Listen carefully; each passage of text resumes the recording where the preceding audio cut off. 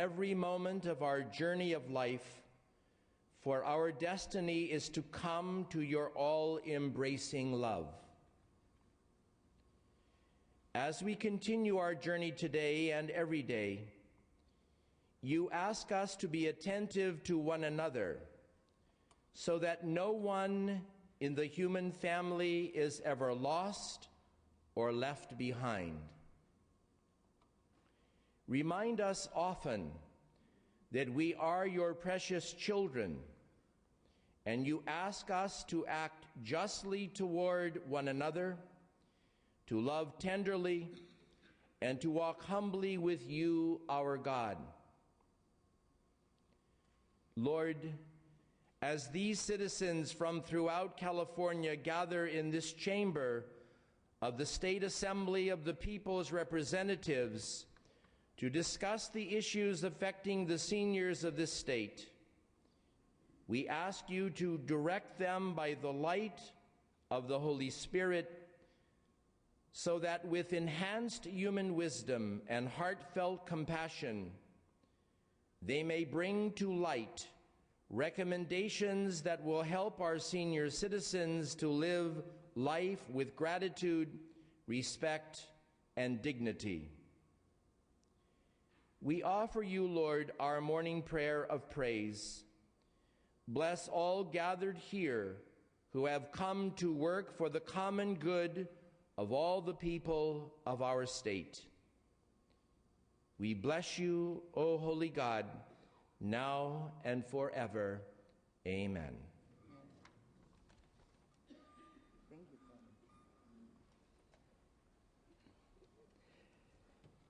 We'll now have the presentation of the colors presented by the 17th District Veterans of Foreign Wars. Please stand for the presentation of the colors. Senior Senator Bob Jaffrey will lead us in the prayer. Pledge.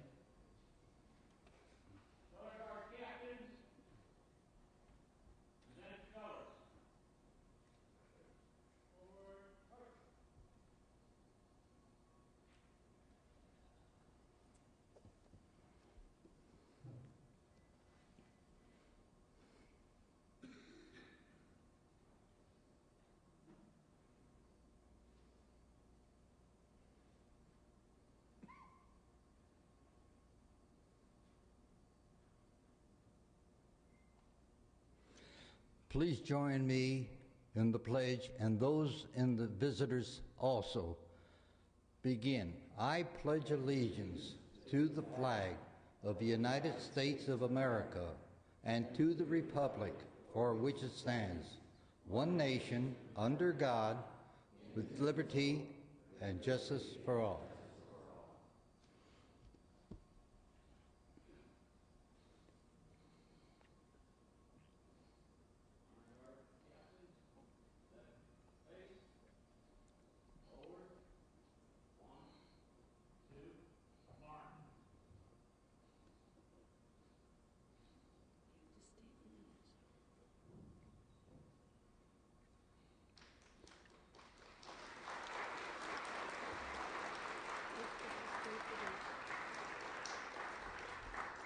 Please remain standing as Ms. Janice Nagoa sings the national anthem.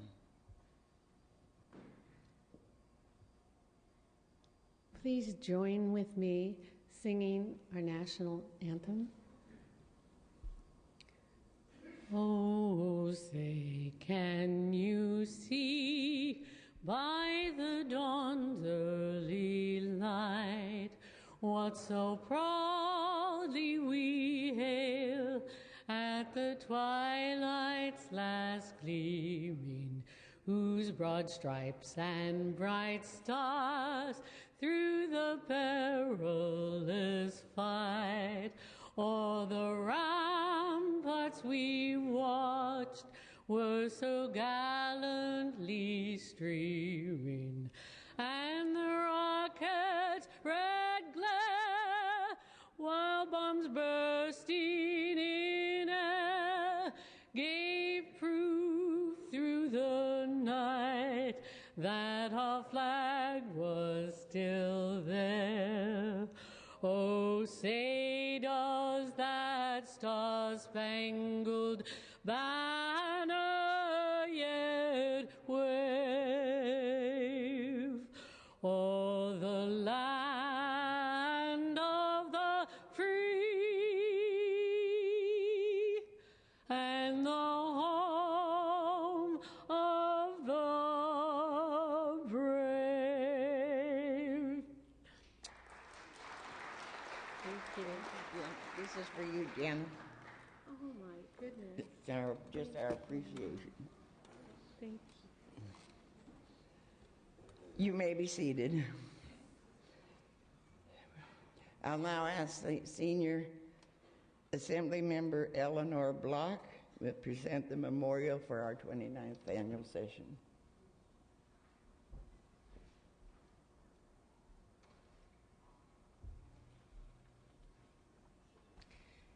The California Senior Legislature has been honored by the service of these members who passed away during this year.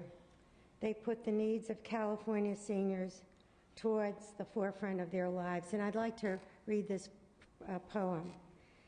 Keep us, O God, from pettiness. Let us be large in thought and word and deed. Let us be done with fault-finding and leave off self-seeking. May we put away all pretenses and meet each other face to face without self-pity and without prejudice. May we never be hasty in judgment and always generous as these people have been. Let us take the time for all things, make us grow calm, serene, and gentle.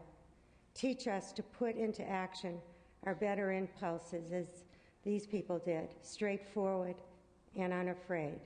Grant that we may realize it is the little things that create differences, that in the big things of life, we are this one. And may we strive to touch and to know the great common human heart of us all. And, O Lord God, let us not forget to be kind. Active Bill Young died 5/28/2009.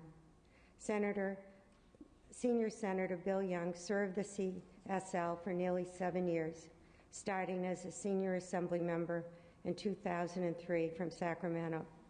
He is fondly remembered to all of us as a photographer for the annual session and supporter and husband of our current JRC chair, Senior Senator Lola Young. Emily Burns died 12/14/08, Senior Assembly Member 2000 to 2001 from Los Angeles. William Burns died 3/30/09, Senior Senator 2001 from Walnut Creek. Irene Tonello died 8/22/2009, Senior Senator and past chair of the Joint Rules Committee, who served the CSL for 21 years from Imperial County. Thank you.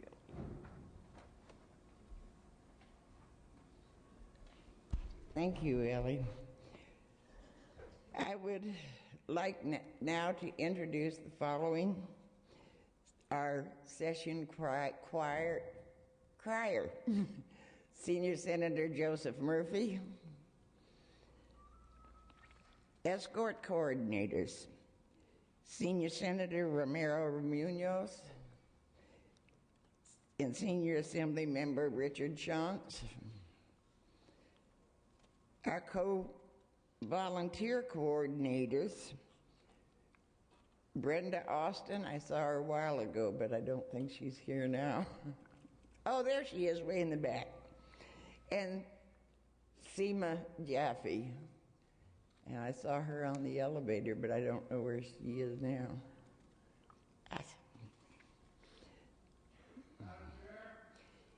Yes, Senior Senator Murphy.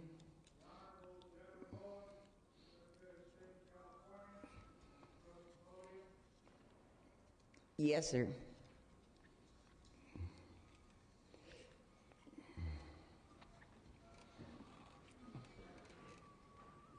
The Honorable Deborah Bowen is a pioneer in open government reform, election integrity, and personal privacy rights.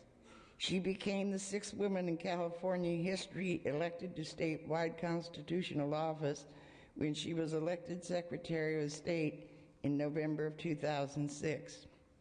As the chief elections officer for the largest state in the nation, Secretary Bowen is responsible for overseeing state and federal elections, a role that also requires her to test and certify the voting equipment used in California. Her goal is to ensure that voting machines certified for use in California elections are secure, accurate, reliable, accessible, and every voter's ballot is counted exactly as it was cast. We're honored to have Ms. Bowen here today, and especially because a little bird has told me that today is Secretary Bowen's birthday. Would you join me in singing happy birthday to Secretary Bowen?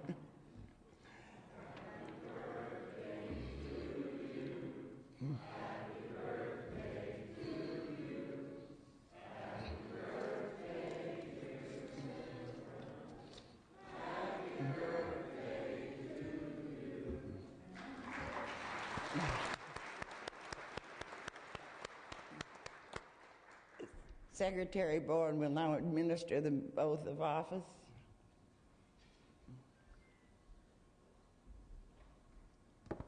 Wow, I didn't expect that. Thank you so much. Next year I get to join AARP. That should give you a clue how old I am. So, you want them to stay standing for the oath? I think we should remain. All right. For those of you who can, if you don't want to, feel more comfortable seated, that's okay too. I have given this oath so many times, but after watching the Chief Justice of the United States get it wrong when swearing in President Obama, I have taken to reading it from the piece of paper. So if you will please raise your right hand, and I will swear you into your office in the senior legislature. I state your name. Do solemnly swear that I will support and defend the Constitution of the United States and the Constitution of the State of California against all enemies, foreign and domestic, that I will bear true faith and allegiance to the Constitution of the United States and the Constitution of the State of California, that I take this obligation freely without any mental reservation or purpose of evasion, and that I will well and faithfully discharge the duties upon which I am about to enter. Congratulations, you are now sworn in. And I believe that volunteers will be around to collect your oaths of office. Right? You've signed them all? Oh, you've collected them all. Oh, all right. Well, congratulations. And it really is a pleasure for me to be here today. I actually had forgotten that it was my birthday until several people sent me e-birthday cards. I thought they had the week wrong. I have been your Secretary of State now for almost 3 years, and I cannot imagine another position that I would enjoy more. It brings me into contact with as many Californians as I can possibly reach as the Chief Elections Officer, because one of my missions is to make sure that every eligible Californian has an opportunity to register to vote and then has a convenient way to cast their ballot. And then, of course, that we actually count the ballot as it was cast. And that means that from every student who is 16 or 17 and thinking about voting to somebody who's well past their 100th birthday, I'm in contact with as many of our citizens as I can be. You know, there are there have been some amazing opportunities to change things in elections for the better. We're always looking for ways to make sure that our polling places are more convenient and that people know that they can sign up to get a vote by mail ballot automatically in the mail so that you don't have to remember to ask for it every time. I think that's one of the best things we've done in California. That business of having to always remember to send in the request and you know you're going to do it every time, now you don't even have to look for a stamp. And if you're like me, if you have a 42-cent stamp and the postage is now 44, that envelope can sit on the table for quite a while, because I'll be darned if I'm going to put two 42-cent stamps on an envelope when I only need 44 cents of postage. One of the most frequent questions I get, I think, is if I work with that other Secretary of State, Hillary Clinton. And I don't, but we have very different jobs. But I also get asked a lot what the Secretary of State actually does. And you know that I am the Chief Elections Officer from what I've already said, but the office is actually created at the very beginning in California, because if you're going to have a state and a government and a governor, you have to have some way to keep track of what it is that they're doing. Someone who's going to have custody of the laws, who knows what the emergency orders are, and that person from the very beginning was the Secretary of State. So the Office of the Secretary of State has all of the state archives, all the official records. I have all of the bills that are signed or vetoed by the governor come over to me for chaptering and for processing. All of the declarations of a state of emergency or any other orders like that come over. The office also does all of the business and corporate filings for anybody in the state of California who wants to do business as a corporation or a partnership. And we commission notaries public and also run a program called Safe at Home that allows someone who's been stalked or been the victim of domestic violence to keep their address secret, still be able to register to vote, own property, and so forth without having the person who was stalking them know where they are. But by far the most rewarding thing, I think, for me is the work encouraging Californians to participate in their democracy by going to the polls and making their voices heard on Election Day. But I always like to remind young people something that you already know or you wouldn't be here, which is that democracy is a 365-day-a-year, 24/7. Well, not exactly. You actually do get to take time off from being a citizen. But you're here making sure that your priorities are known and participating in the process of deciding what the policies of the state should be. And we can do that anytime we want to, whether it be in our local communities, at the federal level, or at the state level. So for the next 3 days, you will have the pleasure and the challenge of discussing what California can do to improve the lives of seniors. I've always looked forward to seeing what bills were going to come out of the senior legislature during the many years that I spent in the legislature, and I just urge you to have a great time doing this. It's serious business, but you get to meet with the most amazing people from around the state. And the friendships, I think, you will find persist long after these few days. So thank you very much, and congratulations. Have a wonderful time, and do good work. Thank you. And just a token of our appreciation for your efforts today.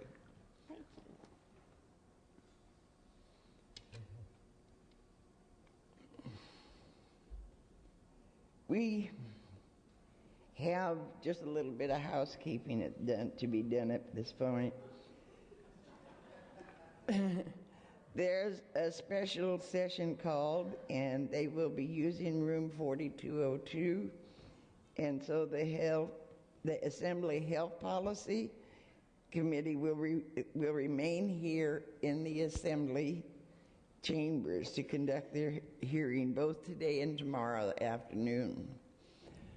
I understand that they will also be using room 4203, and I have forgotten which committee is going to meet there, but if your committee meeting is in 4203, we will not be able to use that room. Your meeting will be in the Senate chambers. Yes, Mr. Murphy.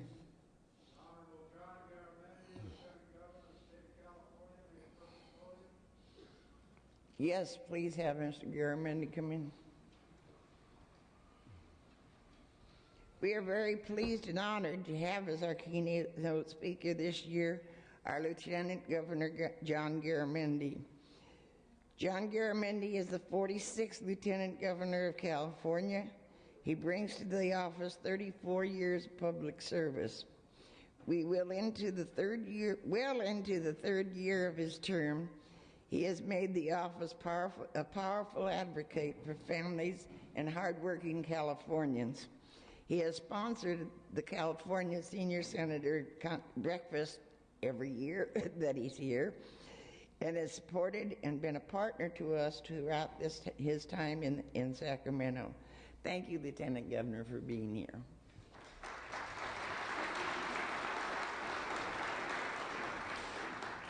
Thank you very much. It is a great privilege for me to be here with you, to be here on the podium, and to really think about some of the things that are going on.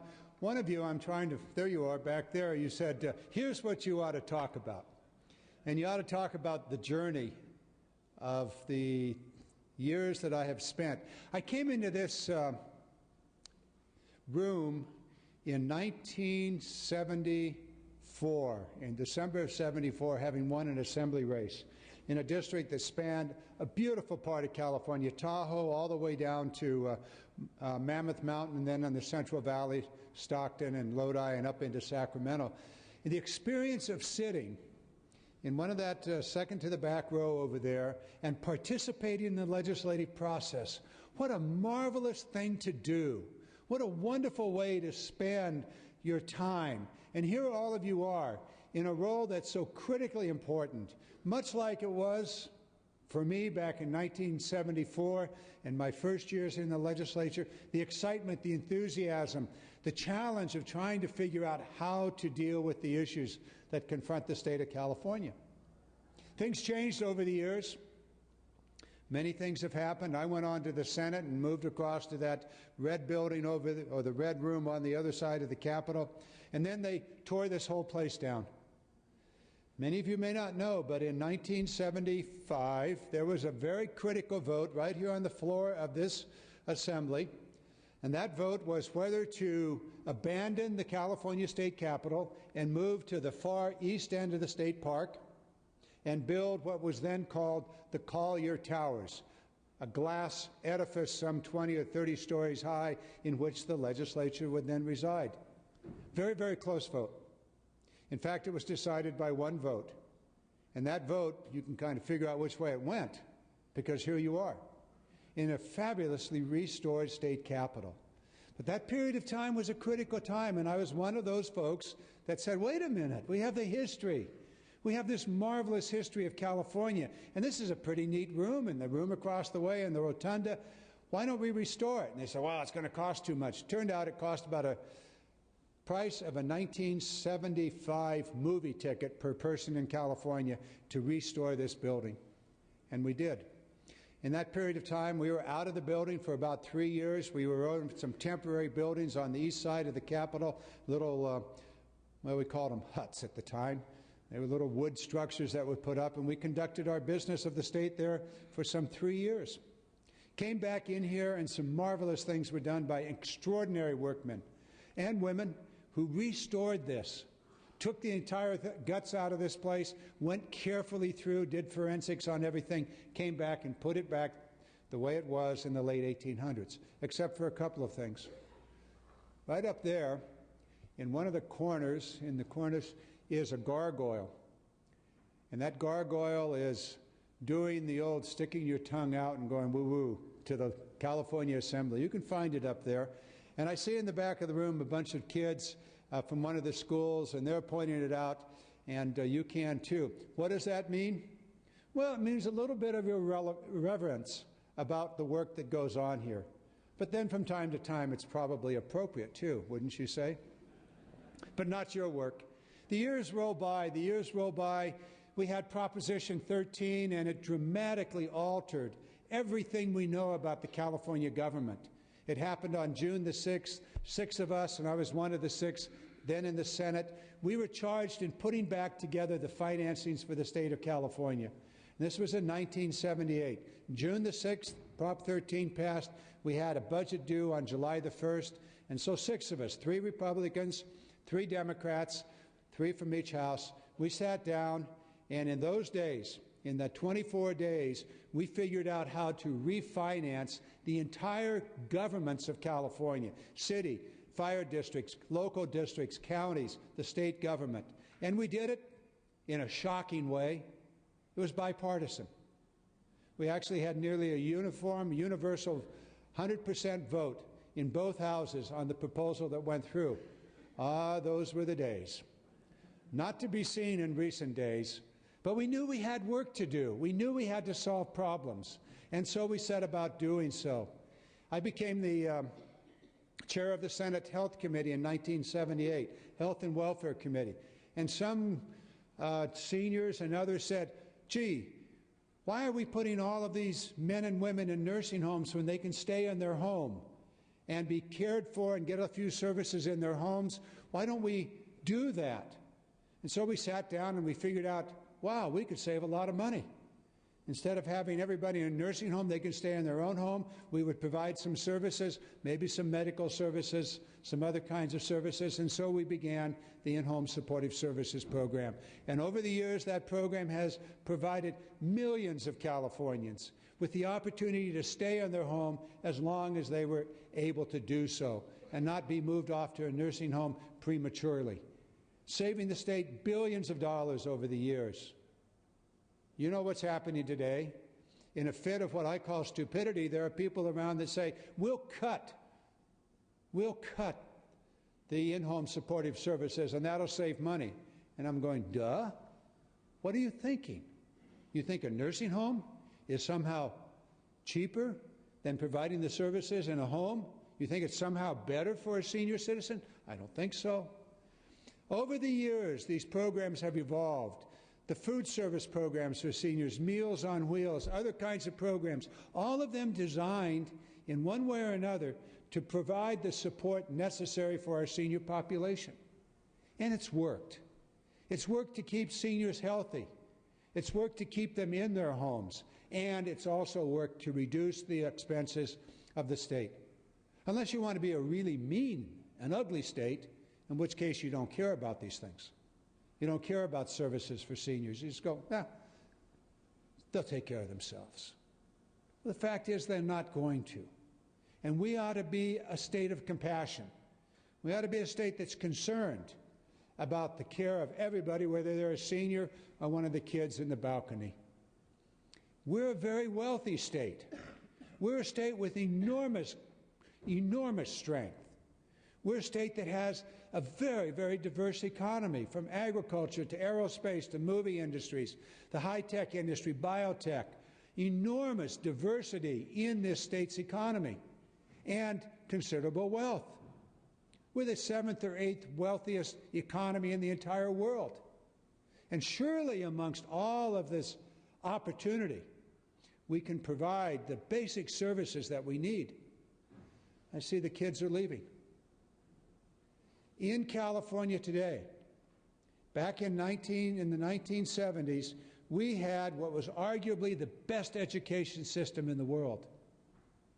Nobody was ahead of California. We had a great university system.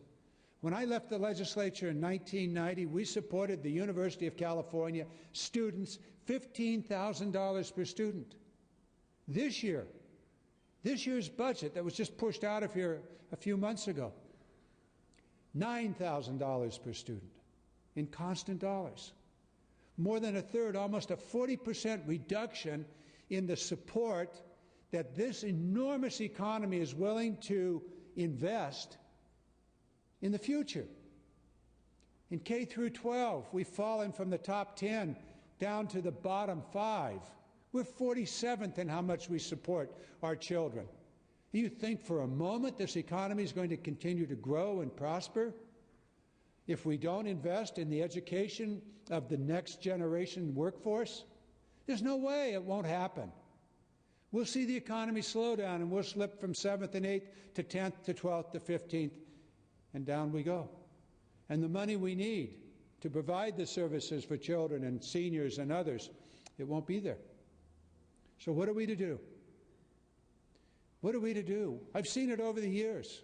I saw it in the 80s as we came together, Democrats and Republicans, Republican Governor Duke Majan, to step forward to provide the necessary mechanisms for the state to go on. In 1990, legislation that I authored modified the GAN limit, modified Proposition 98, so that we could grow, so that we could spend the money on infrastructure. And Proposition 111 provided some $18 billion in 8 years, from 91 to 98. $18 billion to build infrastructure, roads, transportation systems, using our wealth to create future opportunity. Today, as you gather here, you'll be looking at legislative ideas about seniors, about the economy, about what needs to be done. I would ask you to expand your thinking. Expand it beyond those issues that are on the table, and think about the state that you built. Think about the future of what you built. Can it be? Will it be as good a place for opportunity, a place for growth, a place for young children to thrive and learn and to go on and become the entrepreneurs in the years ahead, to move the economy and the society forward, dealing with the great diversity that now exists in the California population? People from all over the world are here. How do we educate them? How do we provide them with the resources that they need? How do we get past the fact that the 2/3 vote requirement has tied this chamber and the one across the rotunda into a Gordian knot, unable to enact legislation necessary to advance the state's needs? It's about investment. It's about investing in the things that are crucial to us. Certainly caring for each other is one of the most crucial investments. What are we worth if we don't care for each other? Why should we even bother if we're not willing to step forward and provide the basic services that people need, whether they're seniors or children, or those in between that are, for whatever reason, unable to care for themselves? Basic human compassion has to be part of our agenda, and it can be. We're wealthy. We have the potential. We need to use that wealth in a way that creates the fundamental justice in our society. We need to use that wealth to invest in our children, whether they're in K through 12 or community colleges or the University of California or the state university system. We cannot allow things to continue as they do today, where 43,000 qualified young men and women are not in higher education this fall, pushed aside by the budget calamity that besets us. 43,000 at a time when every labor market study shows that in just the year ahead and the years in the next 10 years, we need 70,000 teachers, 50,000 nurses, technicians, engineers. 43,000 short this year, probably more than that next year. Where will the people come from that we need in our industries, that we need in our schools and hospitals if we don't educate them today? I want you to think broadly. I want you to be challenged by the totality of the issues facing California. And if you are, you'll have a very, very good session. Argue about the 2/3 vote. Are we a democracy where the majority rules, or are we a democracy in which the minority has the say? Fundamental question of civics, fundamental question of democracy, the nature of democracy. Majority rule or minority rule? That's the question for California. Right now it's minority rule. Whether you're a Democrat or Republican, this is an issue of democracy. We're all in an uproar about what goes on in Afghanistan and the the sovereignty or the vitality of an election. You just heard from the Secretary of State. Big to-do about the Afghan election. Majority. Did he win by 50% plus one vote? Oh, there's a question of corruption. There's a question of whether the vote was valid or not. But the 50% plus one vote is embedded, even in Afghanistan, but not here in this chamber. It's minority rule here. Is that right? Is that the civics that you were taught in school? I want you to consider these things. These are fundamental questions for California. Educate our kids, care for our seniors, provide the resources necessary, the way in which we govern. Minority rule, majority rule, fundamental questions. You're here for a couple of days. You're going to debate, you're going to argue things. I want you to keep this in mind. We are an extraordinary state. We have been blessed with natural resources that other people around the world literally fight to gather. They were given to us. We need to preserve them. We need to protect them. We've got environmental challenges and water issues and all the rest. But we start with a very, very solid foundation. We have extraordinary people in California from all over the world. No other place on this planet is so blessed as to have every single culture, every language of the world, all here coming together, creating enormous energy. It's as though it was a fission or a fusion thing where you push together these people and out of that comes extraordinary energy. We're here. These are the assets that we have, a very diverse economy, enormous potential in each and every one of those sectors. How do we keep it going? How do we keep it going? Ponder these questions. Debate these issues. Make your proposals. Place them before the Assembly and the Senate. And then don't go home and forget what happened here during your tenure as a senior legislator and just let it go. Go back home. Push for those things that you've decided to do here. Secretary of State said it's 365, 24/7. Then she backed off. Well, maybe you get to sleep a little bit. Okay, sleep a little bit, but it is 365, and it's every single day.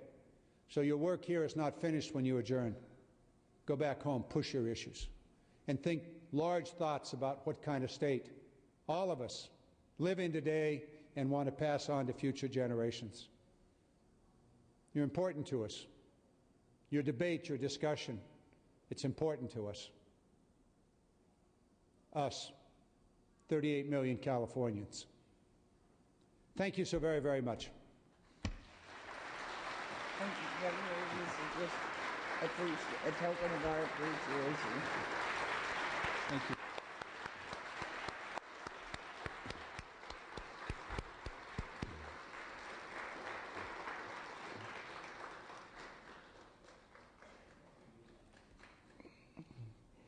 As you know, the CSL was put into place 29 years ago by then Senator Henry Mello. Every year, the CSL presents an award to what we consider the Legislator of the Year. Sherry, I have to ask you, I do not have the plaque for the Legislator of the Year. I do not have it.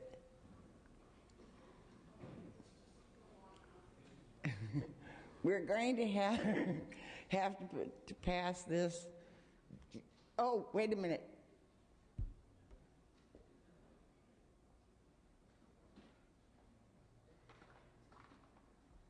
Sorry about that. It was in the box. So let's start this again. Yes, Mr. Murphy? Representing the Honorable Lou Correa, State Senator, who could not be here today, is Lisa Hamilton, and she approached the podium. Yes, Senator Murphy.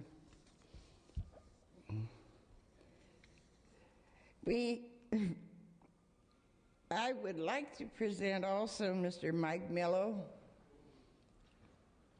who is one of the sons of Mr. Mr. Mello. Sorry, I had never met Mr. Mello.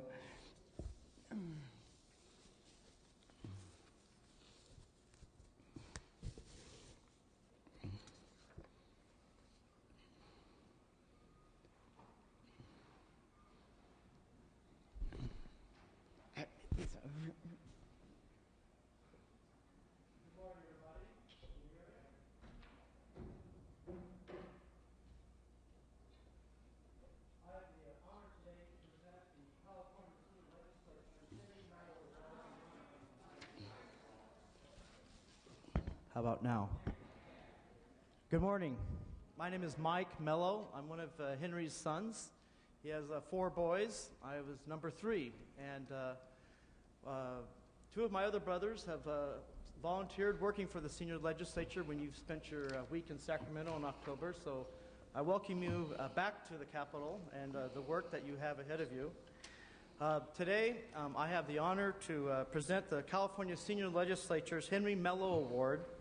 As most of you know, I'm one of Henry's sons, as I mentioned, and I've been acquainted with the CSL for all the years that you've been in existence, which goes back to 1980 or so.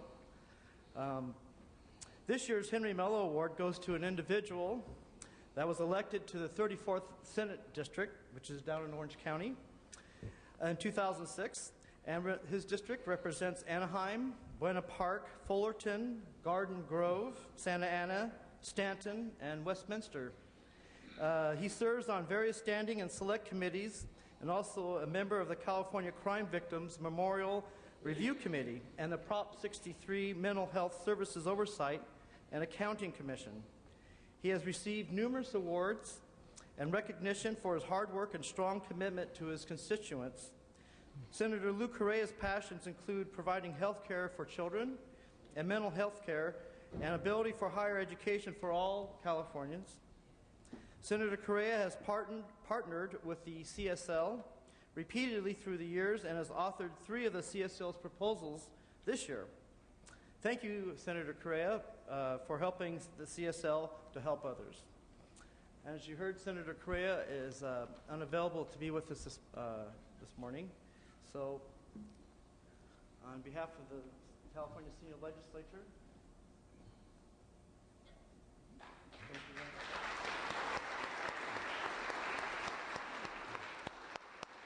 thank you.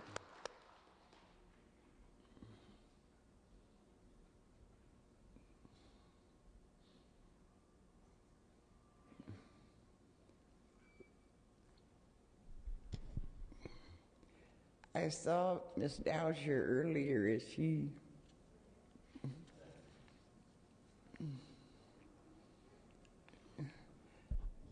Senator Murphy, has Assemblymember Yamada arrived? Ah, all right. I'm sorry.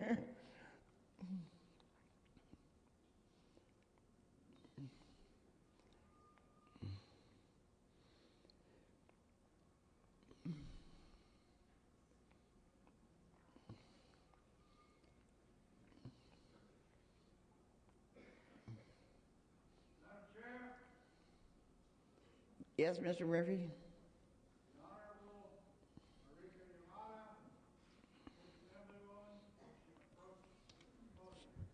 Yes, Mr. Murphy, please have her approach. Ms. Yamada represents California's 8th Assembly District, comprised of portions of Solano, Yolo, and the cities of Benicia, Davis, Dixon, Fairfield, Rio Vista, Suisun City, Vacaville, West Sacramento, Winters, and Woodland. Ms. Yamada's experience includes a decade in Washington, D.C. in federal service, first with the U.S. Census Bureau, working on the undercount reduction campaign of the 1980 census, and then as an investigator of the Office for Secretary, Office of Civil Rights, U.S. Department of Commerce. During her D.C. days, Marika co-produced and co-hosted Gold Mountain, D.C., a jazz and information show on WPFW 89.3 FM one of the Pacifica Foundation radio affiliates, classic R&B music remains one of her passions. And as all of us senior citizens know, you need a passion. Welcome. I want to just say that Assemblymember Yamada is one good reason why I tell you to always be nice to the aides. When I first met Mariko, she was an aide to the supervisor in Yolo County, and now she's an assembly member. So it pays to be nice to the aides. Welcome, Ms. Yamada.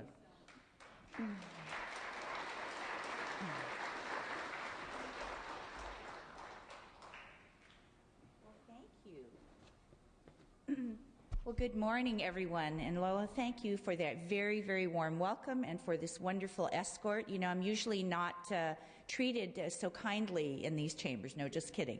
I believe where I usually sit there, the assembly member in the turquoise, the young lady there in the turquoise top, you are the one that is sitting in my usual spot. So when we come in, we usually come in the back way, which is why I think I didn't see, you didn't see me come in, because I'm not used to having such a fancy escort. So thank you so much. I am very delighted to join you this morning. It's great to see all of you engaged in this very important civic activity. I think that we can look around this room and see literally hundreds and hundreds of years of experience and wisdom. And we need that experience and wisdom as we continue to try to steward this House in this state in some of the most difficult times that I think anyone has ever seen. I have been around working someplace for 35 years, and I have to tell you that this past year has been one of the most difficult years that I have ever seen, all simultaneous forces and dynamics that are really tearing at the fabric of our democracy and our social services, health, and support systems. And, it's been a very difficult year, particularly, I think, for me, because as a social worker, my focus has always been on protecting and serving the most vulnerable people in our society. And some of the decisions and the budget votes that we were compelled to take because of the forces really that were at work during this past year were some of the most difficult votes that I ever felt that I had to face. I served, as Lola mentioned, originally as when we first met, as a deputy to a county supervisor in Yolo County. Then I became the supervisor, and then I ran and did win the seat in 2008. Expecting that it would be difficult, but never expecting just really the enormity and the gravity of the situation. But I don't think that we should be depressed about the situation. I think we should be angry. I think we should continue to be activists and to make sure that the voices of those who are rarely heard in the halls of this building are not forgotten and that are definitely supported. You know that you will always have a friend and an advocate in my office and the staff that I have assembled this year. I have a great staff that have been working very, very hard with me on many of the issues that I know we all care about. I know that this body was very successful in this past year, having 6 of the bills that you sponsored chaptered into law. I think that's a very remarkable and excellent achievement given the year we've had. I would like to encourage you to continue that. I know that early in the session I was visited by Lola and another member of the local community to talk about some of the legislation that the senior legislature and other aging and elder advocates were putting forward. And I think we were asked originally to just put a resolution through about who's familiar with the aging tires issue, the tires that are sold as new but have been on the shelf sometimes for 6 years or more.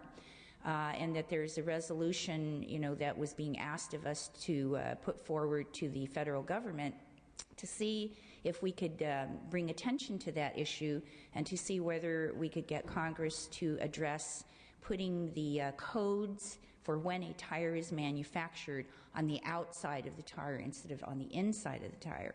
Well, we certainly thought that that was a reasonable request, but we thought, well, maybe we ought to take that a step further.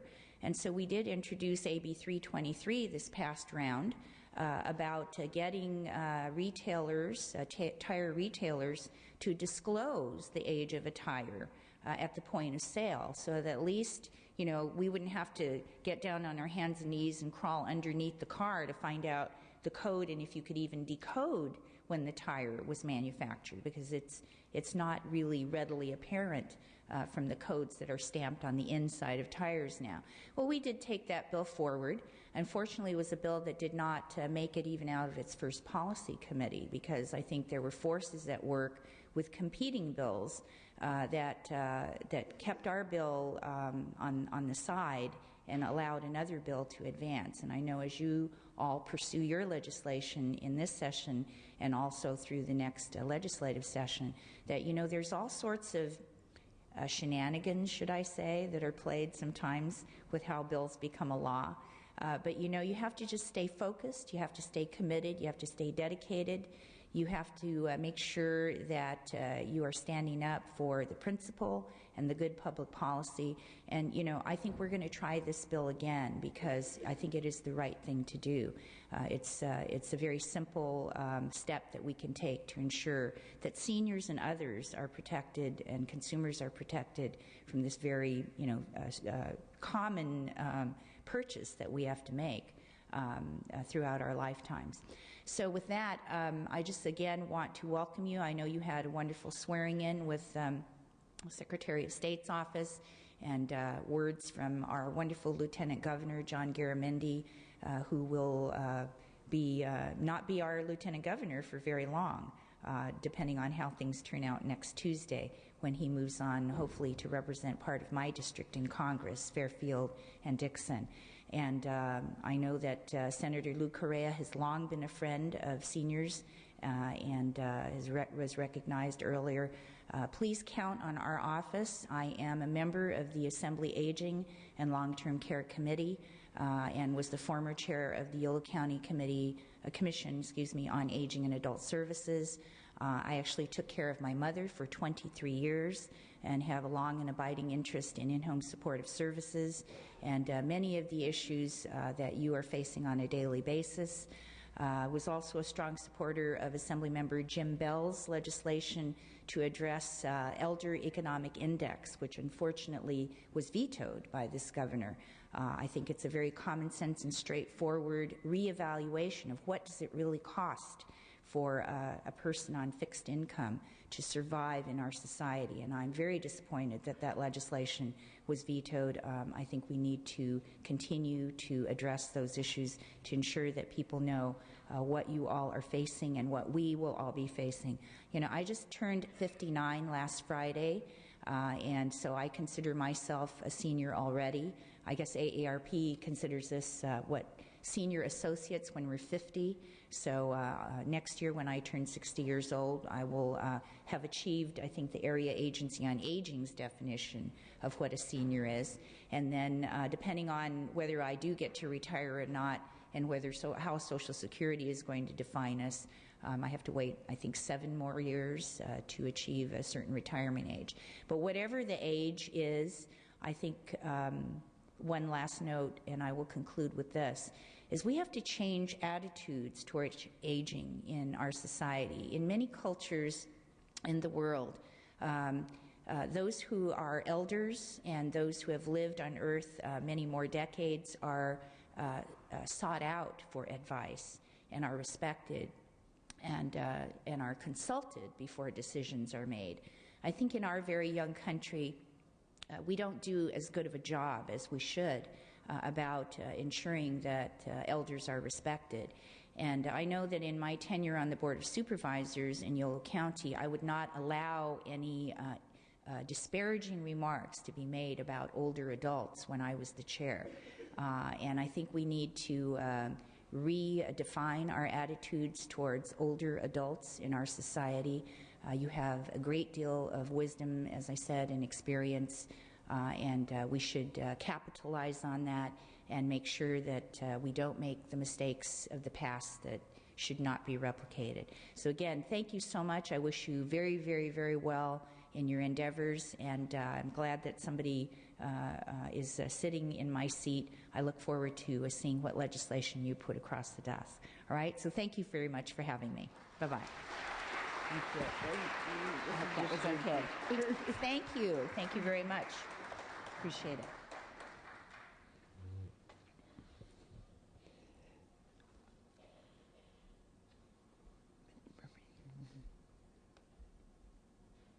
Did we lose?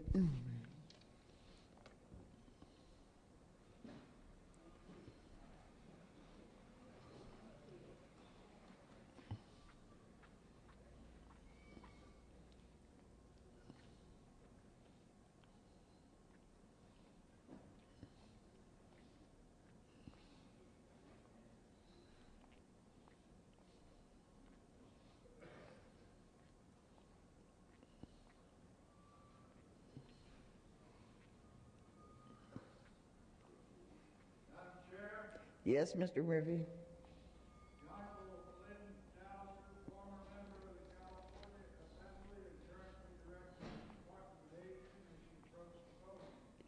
Please have her approach, Mr. Murphy. Welcome, Ms. Dasher. Lynn Dasher is the director of the Department of Aging and has been a strong supporter of the CSL for many years.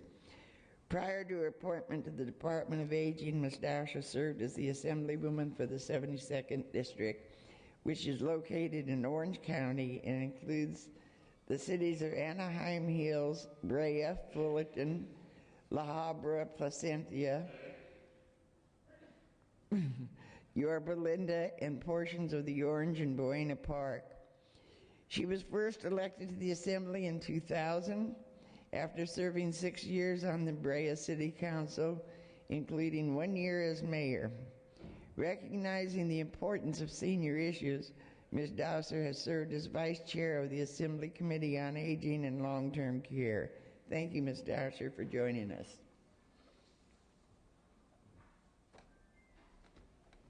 First of all, congratulations. It feels pretty good to sit in these seats.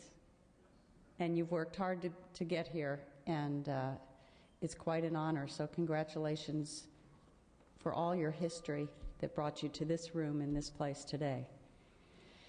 As you know, we've had a tough budget year, and a lot of programs that I'm sure you are all aware of have been reduced or cut back. Rather than talk about those things, I'd like to talk about some future things and some things that we're doing that I view as opportunities. Sometimes in a bad time, you make lemonade out of lemons, and that's what we're concentrating doing in the Department of Aging. So one good piece of news that happened is that this past year, the legislature passed a bill that reinstates for this year only $1.6 million to backfill some of the cuts for the Ombudsman program. That's a good piece of news. It doesn't bring them fully back to where they were, but it certainly helps them continue on their mission of visiting institutions and being strong advocates for those living in those institutions. In addition, we have been working very hard in the Department of Aging to develop our state plan. We're required to do that every 4 years, and this was the year. And we worked with the area agencies on aging and their association, C4A, and we agreed that we would do something a little different this time.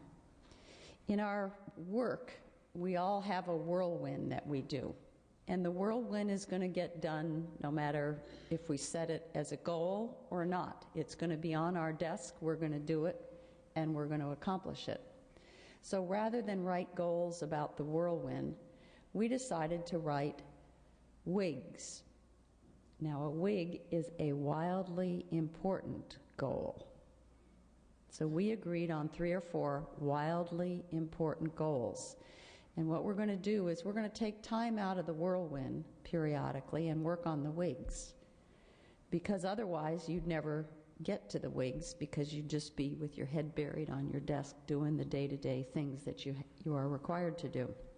So we met with the C4A, the Area Agency on Aging group, and we discussed what could we agree on that we could work together, a partner from the state and a partner from the local government that would join hands together to actually benefit older adults. And we agreed that we would work on, number one, transportation.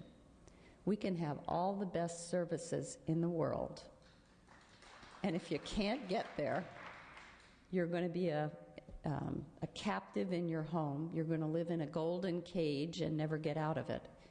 You're not going to be able to work as long as you might like to, whether it be volunteer or paid. You're not going to be able to access those services. You're not going to be able to go to whatever your religious affiliation meeting might be. You're not going to enjoy life, community life. So we decided transportation was very important. As a result of that, we don't have any new people in our department, so we all have to kind of step up and do some new things. And one of the things I'm doing on the transportation piece is, for the first time in my life, I am writing a grant. Never written a grant before, but there's a program that the federal government has started, which says, gee, the transportation folks should be talking to the human services folks. And if they talk to one another, maybe the transportation system would be better for older adults and adults with disabilities. Well, that was a novel idea, I thought. And so I am now chair of a group between Caltrans, that's the state's transportation arm, and the Department of Aging, representing all the human services entities, to look at how to make this happen in California. And what I learned as a part of being chair of MAPPAC is that there are grant opportunities.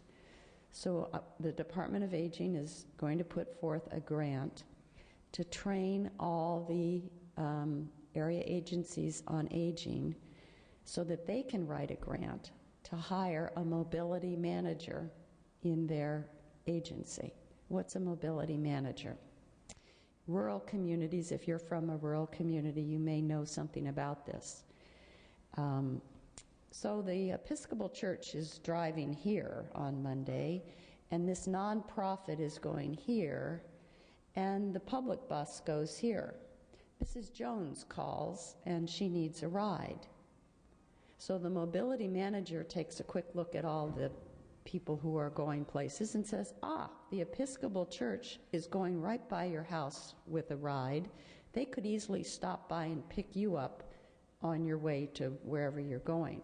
It takes existing transportation systems and leverages them by putting them all together so we all know where they are, and we don't waste a moment of somebody's driving, a volunteer, a paid driver, whomever, so that we can not necessarily immediately spend more money on transportation, but use what we have more. And that's what a mobility manager will do. So if we get this grant, we're going to be working with the area agencies on aging on this concept of mobility management. We're also going to be working on helping them become really strong advocates. And I assume when I say helping them, it'll mean folks like you who will be involved in this, so that we can lobby cities and counties on their general plans. I don't know how many of you know this, but cities and counties are all required to have a general plan. And incorporated in that general plan are land use and transportation elements. And those have to be updated periodically. And what needs to happen is, when they write their goals for land use and transportation, they need to think about older adults and write goals that keep in mind the needs of older adults. Example, in this area, I gather there's going to be a new medical facility. I don't think it's Kaiser, maybe. And I heard some folks discussing about how it was going to be way out in the boondocks somewhere. away from all the public transportation lines. Well, that means that anybody who doesn't drive or needs a ride has to figure out how to get there since there's no public transportation there. That isn't very smart for older adults. In fact, that's going to cause a problem for people who need to get there. If a general plan had a goal in it that we're going to consider the needs of people who don't drive when we make land use decisions, that would be an improvement. So we're going to work with area agencies on aging to get involved in that process so we can start making city councils and board of supervisors more sensitive to the needs of older adults and adults with disabilities. So that's our first WIG. The second WIG is volunteerism. We couldn't run our programs in the Department of Aging if we didn't have volunteers. Many of you have been to a senior center. You know it runs on volunteers. Home delivered meals runs on volunteers. Many, many other programs run on volunteers. So we need volunteers. But we also would like to be volunteers. We'd like to be engaged have civic engagement. And many times people would like to volunteer but aren't aware of what opportunities are. So we're going to work on this. We're looking at a partnership with AmeriCorps. AmeriCorps is getting a lot of stimulus funds. And in Orange County, they have set up an arrangement with AmeriCorps where AmeriCorps volunteers, they're not volunteers, they get paid, go to work in senior locations, in locations that benefit seniors. It could be a senior center, it could be an adult day health care, it could be a hospital, it could be whatever, but it's going to benefit older adults. We want older adults to have the opportunity to be AmeriCorps members. AmeriCorps members get paid $12,000 a year. They get their health benefits paid for, and they get an education stipend of $4,800, which you can give to your grandchildren if you don't want to use it yourself. So it's a wonderful, wonderful avenue. We're going to be looking at volunteerism, and that's going to be one of our WIGs. The third area we've been working on for a long time, and we're just going to highlight it, and that is health and wellness. We do a lot of evidence-based health and wellness programs, fall prevention, chronic disease self-management, all kinds of programs that keep us healthier and more engaged in the community, and we're going to continue those efforts. So I'm proud that we've selected some things together with the AAAs that I think if we work on them together, we can really make a difference when we look back on the plan in 4 years and say, what have we done? I hope we can say we've really accomplished something in our WIGs. Something else is also coming. I was in a meeting yesterday. The state of California got a lot of money for IT health records. So in other words, what you've all been reading about, electronic health records and how to transform California with that, with a system like that. It was very good because the medical folks were finally talking to folks like me on the social side to say, what can we do together so we don't have silos, which we have now. So we want consumers, when they go wherever they go, to only have to give your address one time. Wouldn't that be wonderful if you went to the doctor and they already had you didn't have to repeat all the information you gave to the last person you just saw? That's what this is going to do. And it's going to enable people in the medical world and the social service side that join together to better serve people in the long run. And another thing that's just on the horizon is a long-term care study has been completed. If anyone here is a part of the Olmsted Committee, and I see Teddy Joy back there, this is going to be presented at the next Olmsted meeting. California got a grant, and as part of that grant, funded a study that asked the question, how could we better serve older adults and adults with disabilities? How could we help them stay in the community rather than have to move into a nursing home or another institution? How can we help people live in the community Lieutenant Governor Garamendi mentioned the in-home supportive services program. That's one example. But this is a big study that says, how can we transform California so that it better serves people? And you don't have to have one program here and one program here and one program here, and nobody knows where they are. You have to figure them out all by yourself. Wouldn't it be wonderful if you could go to one place and they could say, here's what we have available to help you live in the community? One place. That's not possible in our state right now. So this study is laying out the issues and what needs to happen and the choices that the policymakers, people like the Assemblywoman, will have to make in order to make that a reality. So those are some very exciting things that could transform California for the better. So even though we're in a bad time, it doesn't mean we get to stop and just wring our hands.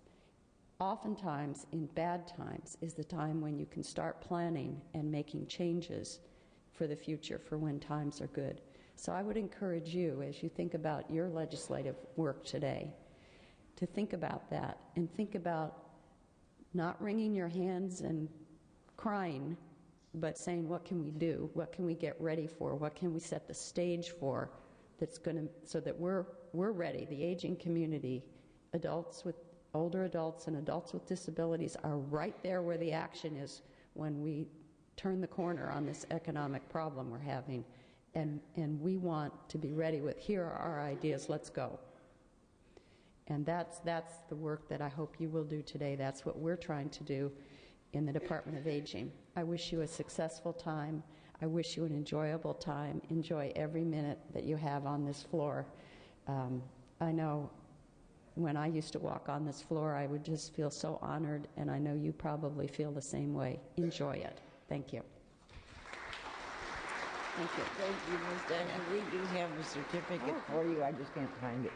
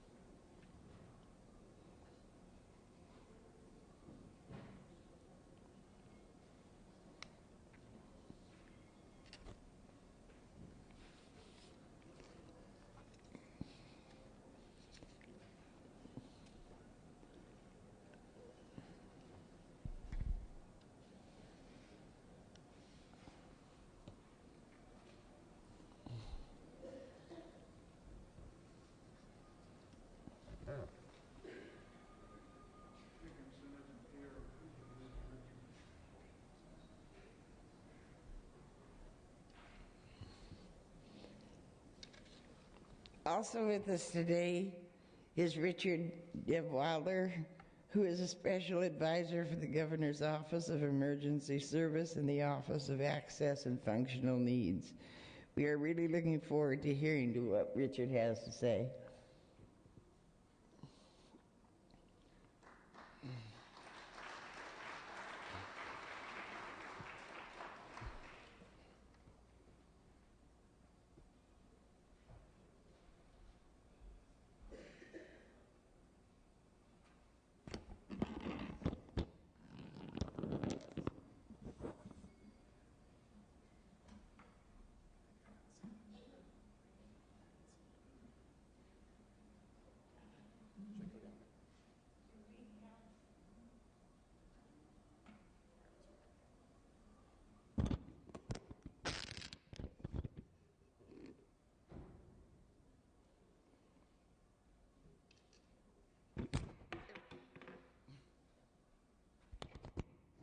Is it possible for us to have a portable mic? Is there a portable mic?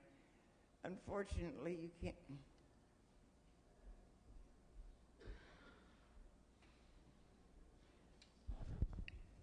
If Mr.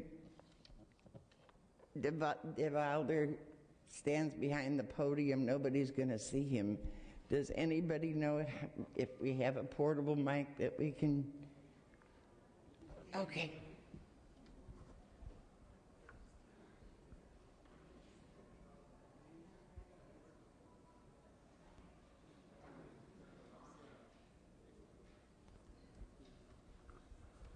That'll work. Yep. Will it stay still? Good morning. Is this okay? You all can see me all right? I'll try not to pace. I'm a pacer, so it's hard for me to sit behind a microphone. But it's great to be here this morning with you. Our Secretary, Matt Bettenhausen, sends his regards and thanks you and appreciates you giving us the opportunity to talk and inviting me to talk a little bit about what we're currently doing. As some of you may know, the Office of Homeland Security and the Office of Emergency Services under the Governor's Office merged and became a new agency called the California Emergency Management Agency. And in January 2008, the Governor's Office and the Director of Office of Emergency Services at the time, Henry Renteria, decided to start an Office for Access and Functional Needs. And the Office for Access and Functional Needs integrates disability elements into all aspects of emergency management systems. Now, we don't call ourselves the Office on Disability or anything like that because we want emergency managers and planners to think about planning for people with disabilities and older adults, not based on their disability, but based on what their needs are going to be. Ensure the communication, transportation for evacuations, shelters, those sort of things are accessible, and that they have the things that we need in the shelters so that we can be sheltered properly. So we are coordinating, working at a state level and also with local governments on ensuring that they are prepared to meet our needs. So for example, one of the things that we've done is we worked with 4 counties to develop a gap analysis tool for evacuations and to develop a DVD that counties can use to do evacuation planning. Some of you drive, some of you don't drive, and some of you have friends who don't drive. And either way, during an evacuation, you may not be comfortable with driving yourself if you have that ability, or your friends or your family may not be able to evacuate themselves. They may use mobility devices such as myself. So we want to make sure that they have the ability to use the mobility device and evacuate themselves, because you all know if you use a mobility device and you have to leave it at home during an evacuation, how much independence do you lose? A great deal. And when you get into that shelter, you are solely dependent on the shelter staff or volunteers or other evacuees to be able to assist you in that sheltering environment. So one of the things that we're looking at is how can we actually utilize in-home supportive service workers and home health aides to actually help us in shelter environments so that your needs and my needs can be met during that time. It's not an easy answer, but it's a hard question that we want to make sure that we are addressing, because we really believe that people with disabilities and older adults have the right to be integrated into emergency management systems, which includes integrated into the general population shelters to be able to get their communication effectively, so that if you have trouble seeing, that you'll be able to see the announcements. If you have trouble hearing, that you'll be able to hear the announcements. And so we're moving forward in that direction to ensure that these type of things and these type of issues and elements are actually integrated into the planning as a whole. Because I don't have to tell you all, over the last few years, we've had a lot of fires. And we've seen a lot of tragedy in other states where many, many people have died. And the statistic tells us in New Orleans, there was approximately 1,600 people that were either older adults or people with disabilities who lost their lives during Hurricane Katrina. And we want to ensure that that does not happen in this state. And so my role, as I said earlier, is to make sure we as state agencies, and coordinating with all the agencies and with the local governments, that we are meeting your needs. I really encourage you all to be involved at a local level. It's great that you're involved at the state level, and to be sure that you're talking and communicating with your local planners as to what they're doing and how they're prepared to meet your needs and how they're prepared to identify where you are and so forth. And I really encourage you that if you run into any issues or see any problems, if you're involved in a disaster or in planning and you would like my assistance, please let me know. Your leadership has my contact information, and we want to be sure that we're available to you also in terms of meeting those many needs and addressing the many issues that are out there. I really appreciate the time, and thank you, and have a great session.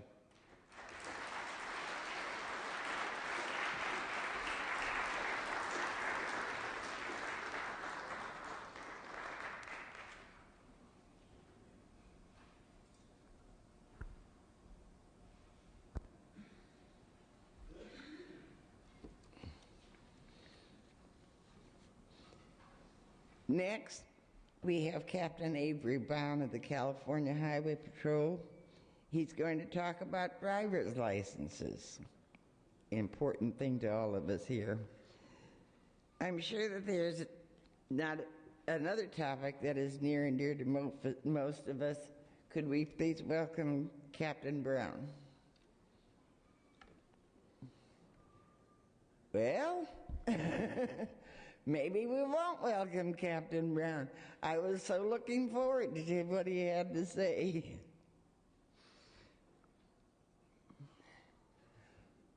And I don't see Gary Passmore here either.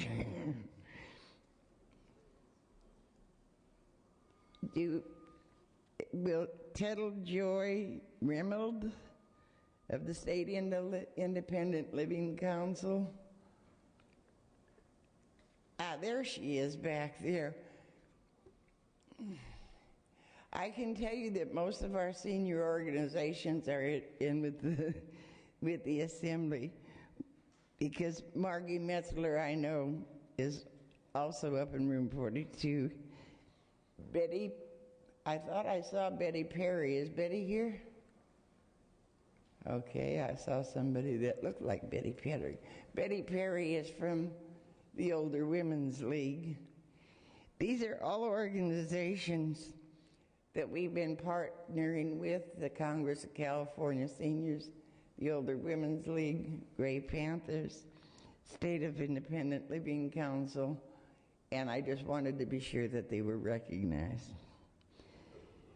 So it has come time for the adoption of rules. The deputy from the Legislative Council, Sharon Everett. Please tell me Sharon is here.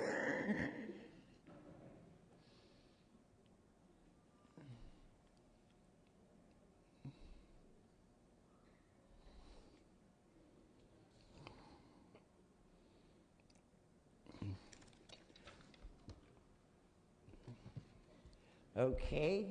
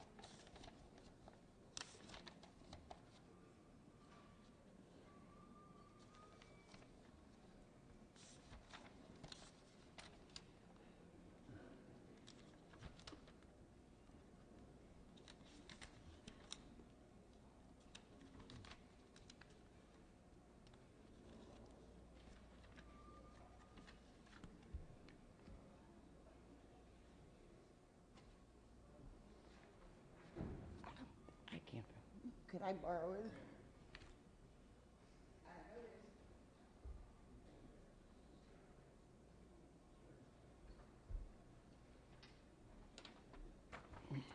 Okay, I'm going to read the legislative rules. Legislative number 1, proposals may only be amended in committee. Only substantive amendments will be permitted. Proposals may not be amended in committee just to add co-authors. When amendments are proposed by the author, no motion or second is required.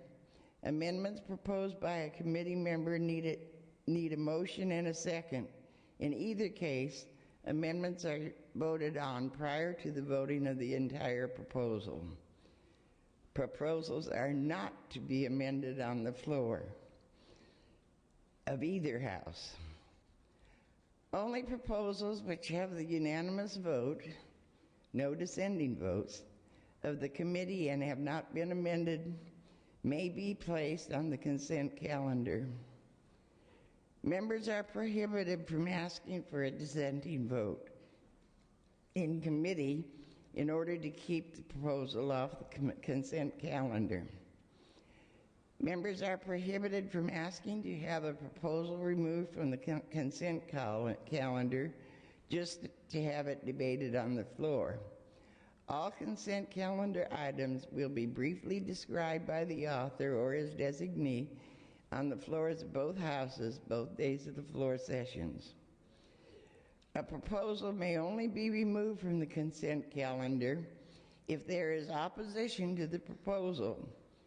To remove the proposal from the consent calendar, 3 members of the Senate and 5 members of the Assembly must declare their opposition by signing a request to remove the proposal for the consent calendar. Any proposal removed from the consent calendar must be opposed on the floor by the members who signed the removal request. An equal number of members must speak in support of the proposal before there is a call for a vote. And this is a little confusing to me. When it says Senate, 3 members of the Senate and 5 members of the Assembly, you do not need 8 people. If you are in the Senate to remove a proposal from the consent calendar, you need the signature of 3 senators. If you're in the Assembly and you want to remove a proposal from the consent calendar, it takes 5, simply because there's more Assembly members. No proposal can be voted on unless there is a quorum present. All members are passed or failed by counting the votes of the majority of those present, 50% plus 1. At the request of the author or any member of the committee shall hold the roll open on any proposal until the adjournment of the committee meeting. No measure requires a 2/3 vote. The CSL will follow Robert's Rules of Order in its deliberations on the Assembly and Senate floors. Votes will be by majority of those present, as stated in Rule 9 above. No proposal may be gutted or amended in order to reflect an idea not directly related to the original intent of the proposal. It is the author's responsibility to designate another CSL member to speak to his or her proposal in his or her absence. In addition, the author may designate a competent person who is not a senior legislator to speak in support of the proposal during the committee hearings. The author must advise the policy committee chair hearing the proposal of all designees. And I now, Mr. Levy? It has been moved and seconded that we adopt the legislative rules. Is there any discussion?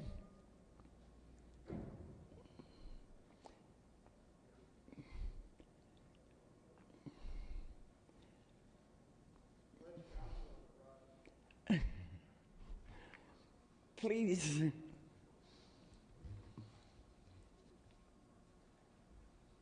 You can make it official.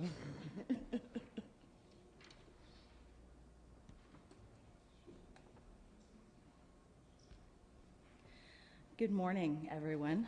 Sorry we're late. My name is Sharon Everett. I'm here today with Claire Maynard with the Legislative Council's office. Let me start by saying that we're very happy to be here today and to be a part of the California Senior Legislature process. Claire and I have both been involved with CSL in past years, and we enjoy seeing you all again every year. We're here to present your 2009 legislative rules, but first I'd like to give you an overview of the Office of Legislative Counsel. Some general background about the OLC. The head of our office is the Legislative Counsel herself, Diane Boyer-Vine. Diane has approximately 80 attorneys working for her. The attorneys at Leg Counsel serve as attorneys for the legislature. In this capacity, we assist members of the legislature in drafting legislative measures or bills. We also draft amendments. We sit in committee hearings when requested, and we offer legal opinions to the members when asked. Our office is nonpartisan. We work for both Democrats and Republicans. We work for the Senate and the Assembly. Turning now to the services that we provide for the senior legislature, you'll see that our work is very similar. As you know, during the summer months, we received the proposals that you submitted to the Commission on Aging. Attorneys from our office drafted those proposals in resolution form and prepared digests for each proposal. That phase of our work involves the efforts of all of the individuals in our office, the attorneys, the supervisors, typists, proofreaders, and messengers. The second phase of our work with the California Senior Legislature involves assisting you with this session. In this regard, 11 attorneys with the Legislative Counsel's Office will serve as counsel to the committees in this session. These attorneys attend your committee meetings, draft amendments to proposals if necessary, and ensure that the formalities of voting are being observed during the committee hearings. They can also answer legal questions to the best of their knowledge. We also have support staff here in our Capitol office who will be standing by to process your amendments. These individuals type and proof all of the amendments for this session in the following days. All of these individuals who are assisting you during the session are volunteers and are assuming these duties in addition to the rest of their work schedule. In addition to the 11 attorneys and the support staff from our office, Claire and I will also be here today and tomorrow to assist you. We will be working behind the scenes with Sherry Jenkins to ensure that the session runs smoothly. We've been working with Sherry for the past few years and have seen all of the hard work that she puts into making the CSL program a success. Sherry is our main contact, and we think she does an amazing job getting everything organized. We want to thank her for all of her hard work and for making our job that much easier. Now I'm going to turn the microphone over to Claire Maynard, and she's going to read you the legislative rules for this session. These are the rules adopted by the Joint Rules Committee, and we're just here to present them and to help you interpret them in committee session. Thank you.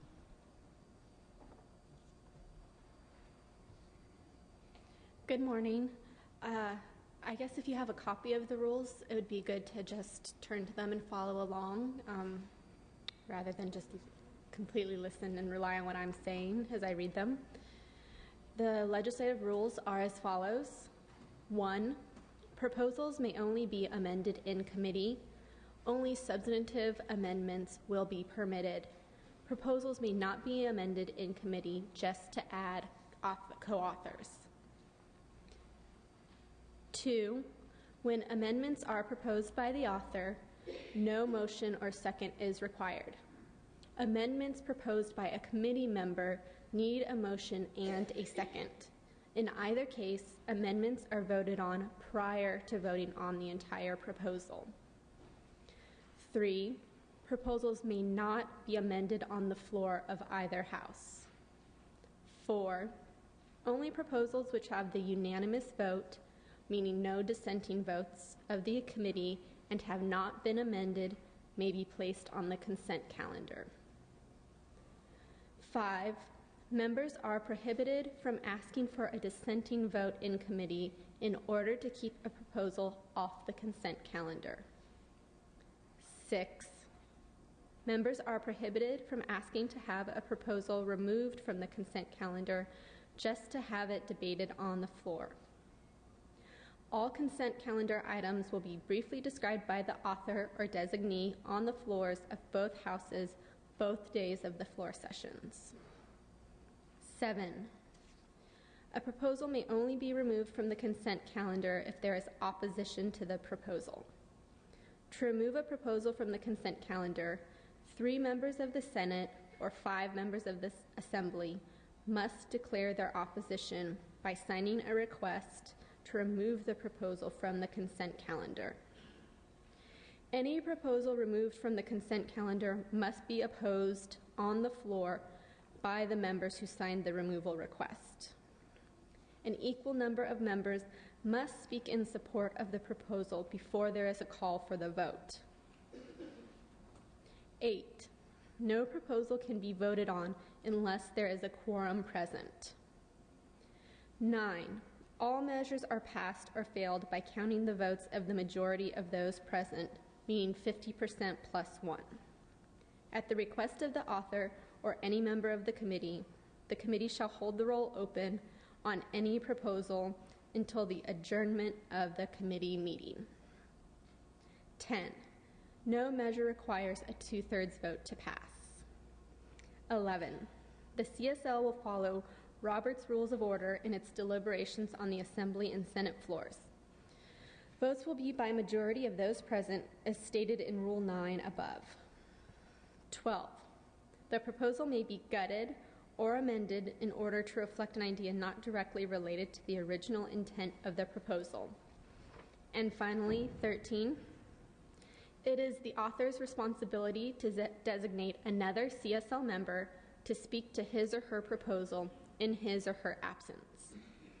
In addition, the author may designate a competent person who is not a senior legislator to speak in support of the proposal during committee hearings. The author must advise the policy committee chair hearing the proposal of all designees. Thank you.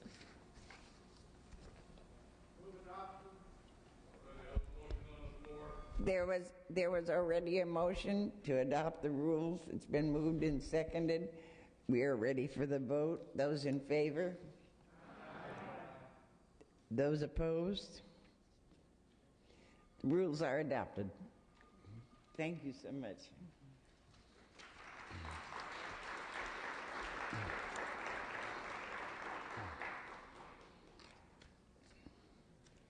I am now declaring the opening ceremonies adjourned.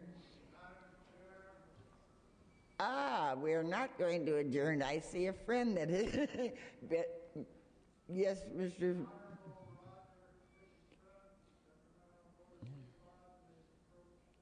Please approach.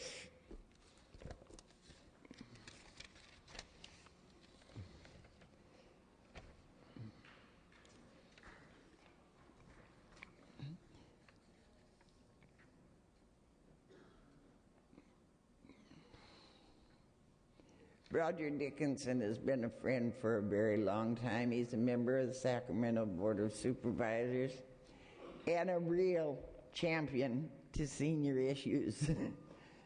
Well, I hope the microphone's on. Good morning. That sounds like it's working.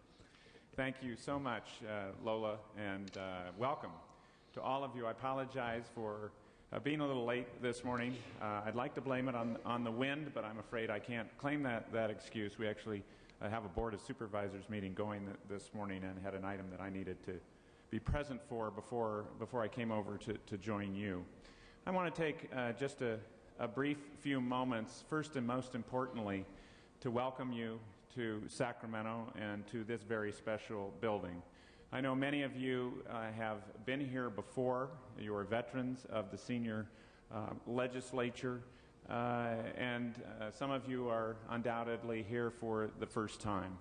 Whatever the case may be in that regard, I hope you share the sense that I do whenever I see or come into this building. It reminds me of just how special, how very, very unique in many respects our democracy is in this state and in this nation.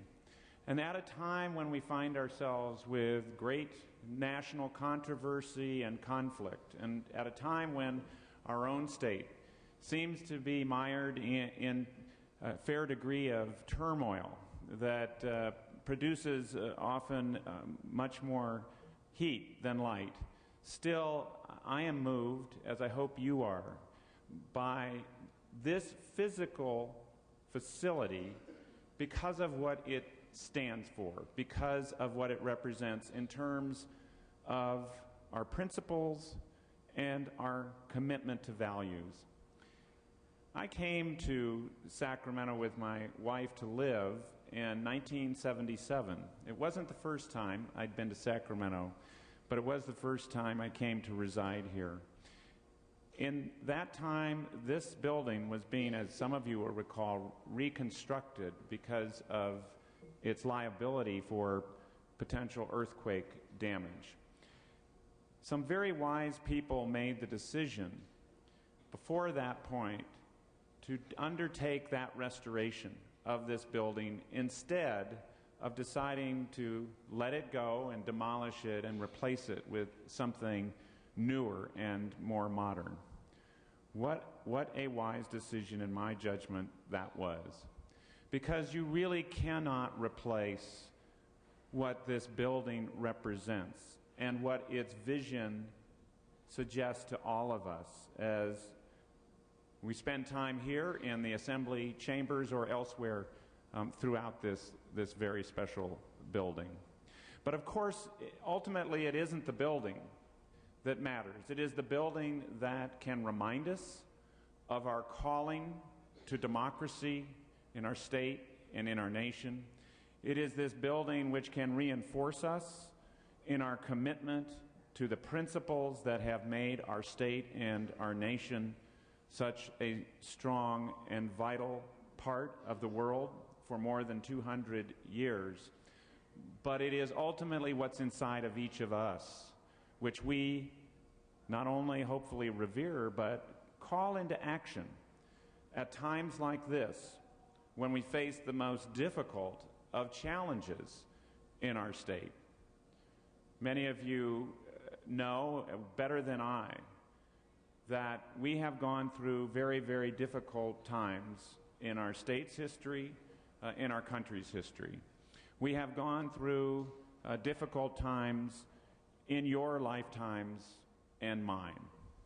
But each generation of Americans, each generation of Californians found it within themselves to take on the challenges of their times and to conquer those challenges.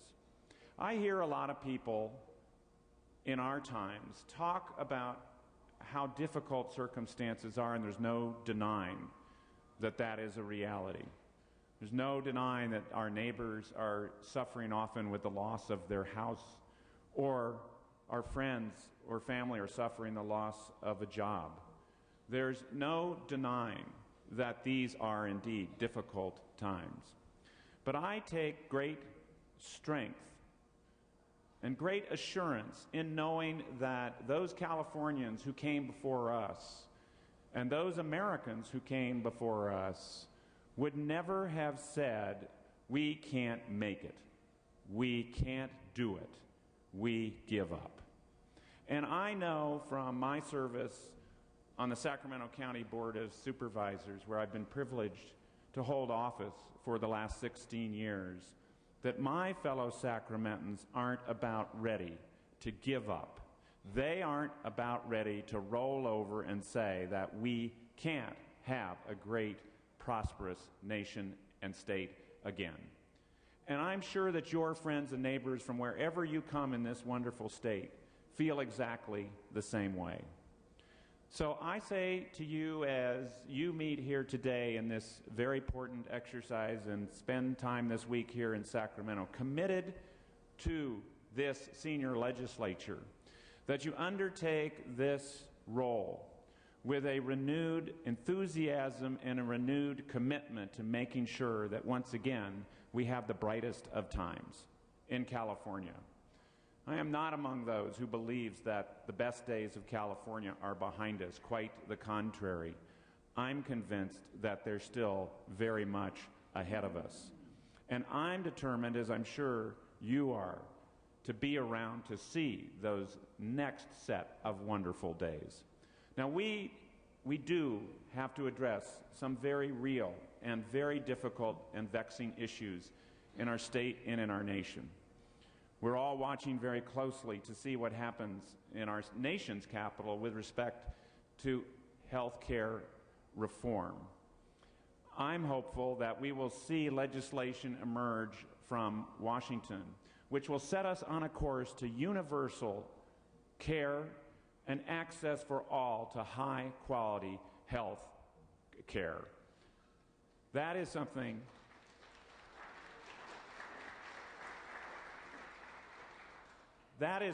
that each of us as Americans, not just Californians, has a vital interest in making sure succeeds. And I look at our own state and recognize that In difficult times, it's all too often those who are the most vulnerable who get overlooked or forgotten or cut out of state and county budgets. We need to make sure that we're committed to protecting our population that is the most vulnerable, our children, our seniors. We can't forget that more and more, especially where there are those out there now looking to take advantage of individual hardships and difficulties, that we have more scam artists among us. Those need to be brought to justice. We need to make sure that we give people the education and the empowerment to not be taken in, and we need to protect the fiscal welfare of our seniors as we do all our citizens. We need to make sure that there's the opportunity for relief, for safety from the potential of senior abuse and neglect. I'm proud to say that here in Sacramento County we have just opened a senior safe house within the last year, one of the very few in this nation, and I believe perhaps the only one in California. We need to make sure that our in-home supportive services program, which is the vital link to continuing a vital life for so many seniors, is preserved, even as we find it under criticism and attack by some among us. We know that the outcomes for those who are the consumers of IHSS are better. We know that the quality of life is better. We know that being in your own home to live out your life is better than the alternatives. And we need to be strong and we need to be forceful in making sure that we have a vital IHSS program in this state. Now, I know you have a number of serious subjects that you'll be considering in your time here serving this year. And I noted, I have to say, that everything gets done in this body by a simple majority vote. What a concept. You know, I think that it might be something that is worth trying for the state of California. Because today we find ourselves held hostage far too often by a minority which does not represent the will of Californians. And far too often we find nobody having to accept accountability for what they've done, because the majority can say, don't blame us, we were for it, but those other guys who are the minority stopped us. And the minority can say, well, that wasn't our program, don't blame us, we didn't want that to happen. We as elected officials ought to accept accountability and responsibility. And the public ought to be able to assess who should be responsible. It's far too difficult to do that in the state of California today. And I think that your rules of operation would make a very good template for what we ought to be doing in this chamber when its regular members meet, its elected members, and in the House across the way. It would be, hard to say, a novel idea. But I hope that it's an idea as we look at the next 2 and 3 years ahead of us, when the debate is going to be certainly quite active and vigorous about structural change in California state government. I hope that the idea of majority rule and minority protection once again is a principle that people in the state of California are permitted to vote on, to see if that in fact is what we want to honor and implement as Californians. Lastly, it really must be an obligatory part of what I say, but of course I feel it as a Sacramento County supervisor. You know, I want you to leave every last dime you've got here in Sacramento. I want you to have a spectacular time here. I know you will enjoy your work. I know you'll enjoy your colleagues, as you always do. This is a very, very special role you play and honor you have to serve in the California Senior Legislature. and how important it is for us to look at the product of your work and take heed of the wisdom you exercise with your experience and insight. But I also hope you will enjoy thoroughly everything you do here, that you will have a chance to get out of this building a little bit and see Sacramento, because it is a wonderful part of our state, a wonderful place to live, and I hope an equally wonderful place to visit and enjoy. Thank you very much for letting me spend some time with you this morning, and thank you all.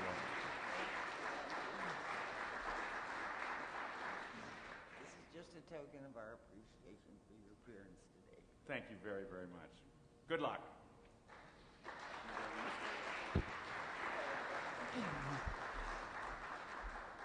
We're not quite done yet. I almost forgot the reason that we're here. Ann Mack, would you come up?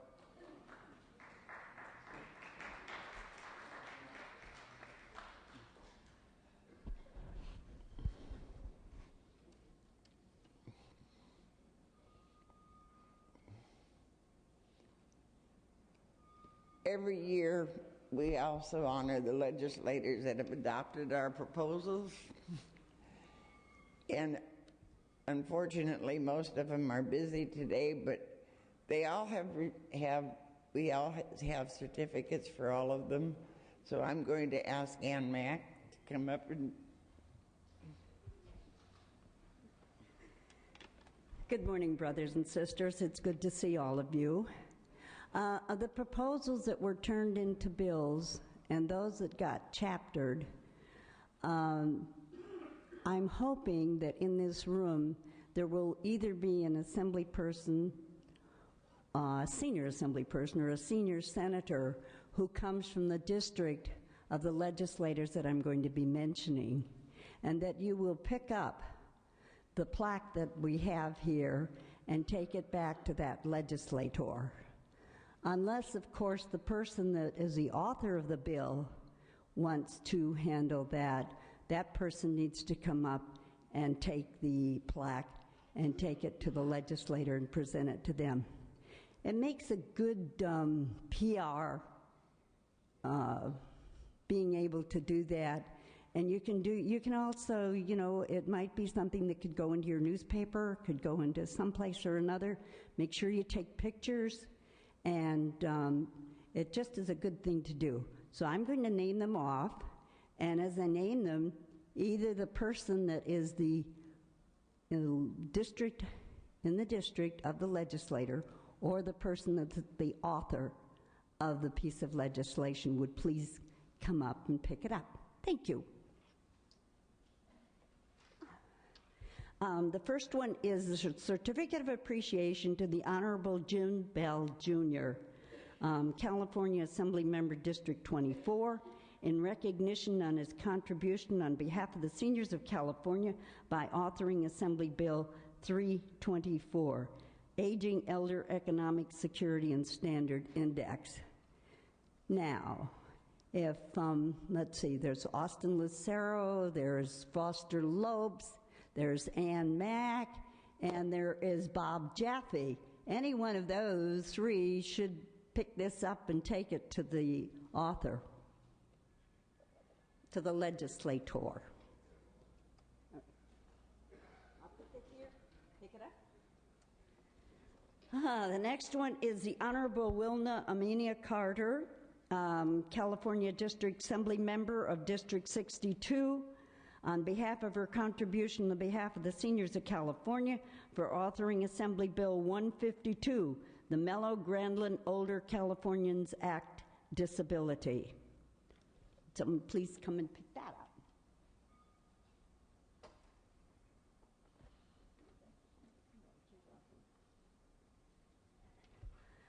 up. Certificate of Appreciation to the Honorable Lou Correa, California State Senator, District 34. And his contribution on behalf of the seniors of California by authoring Senate Bill 91, Income Taxes Contributions for Senior Citizens, Chapter 2009.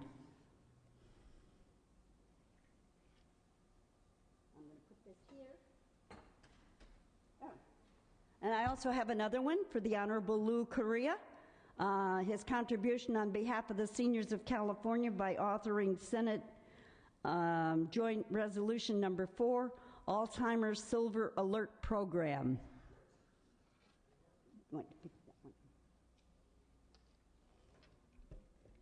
Joe Murphy is coming up to pick that one up. Joe Murphy is picking the other one up. The Silver Alert. Joe Murphy is picking it up, okay? Certificate of Appreciation.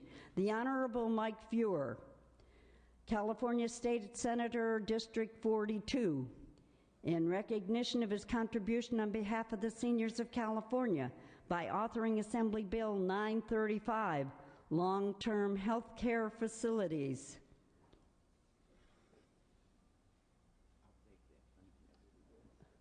Okay. Certificate of Appreciation to the Honorable Mike Davis, State Assembly Member, District 48, in recognition of his contribution on behalf of the seniors of California by authoring Assembly Bill 1457, Long-Term Health Care Facilities Admission Contracts, Chapter number 532.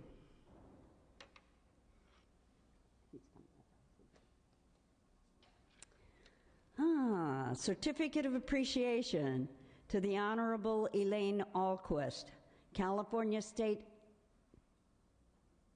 Senate Member, District 13. Her contribution on behalf of the seniors of California by authoring Senate Bill 38, Emergency Services Silver Alert Systems. This one is wrong.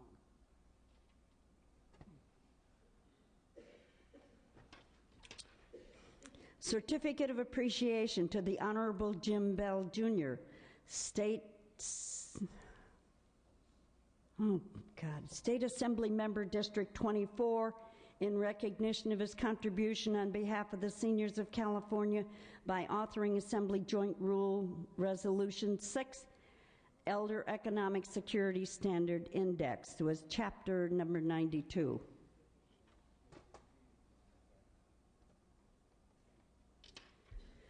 Certificate of Appreciation to the Honorable Tom Amiano, State Assembly Member, District 13. His contribution on behalf of the seniors of California by authoring Assembly Bill 35, Elder Death Review Teams. This should be San Francisco, someplace in San Francisco. Okay. Certificate of Appreciation. The Honorable Jose Solario, State Assembly Member, District 69, in recognition of his contribution on behalf of the seniors of California by authoring Assembly Bill 1370, Drugs and Devices, Labeling and Expiration Dates.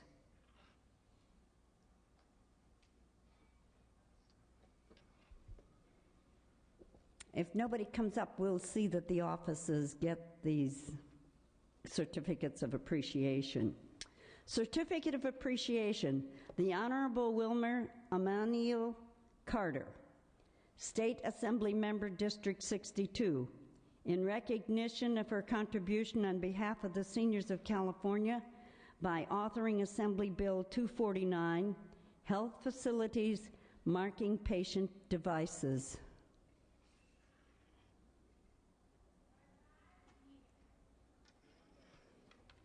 And the last but not least, Certificate of Appreciation to the Honorable Mike Feuer, State Assembly Member, District 42, in recognition on behalf of his contribution on behalf of the seniors of California by authoring Assembly Bill 392, Long-Term Health Care Facilities, Chapter 102.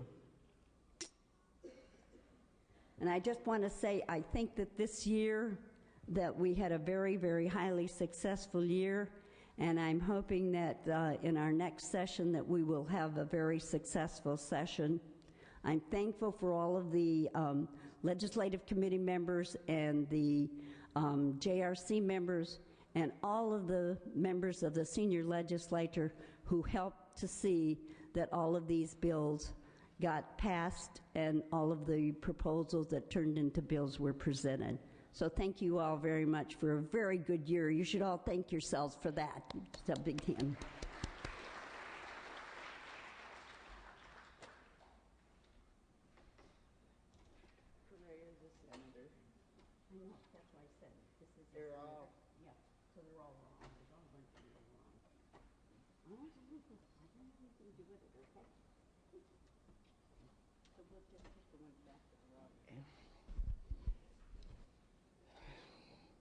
We will now declare opening ceremonies adjourned.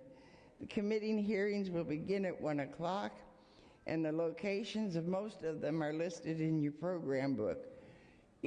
Remember, please, if your room number is 4202, you will be here in the assembly chambers. If your room number is 4203, you will be in the Senate chambers. We'll see you tonight at the annual recognition banquet at the Holiday Inn. No host reception begins at 6. You are adjourned.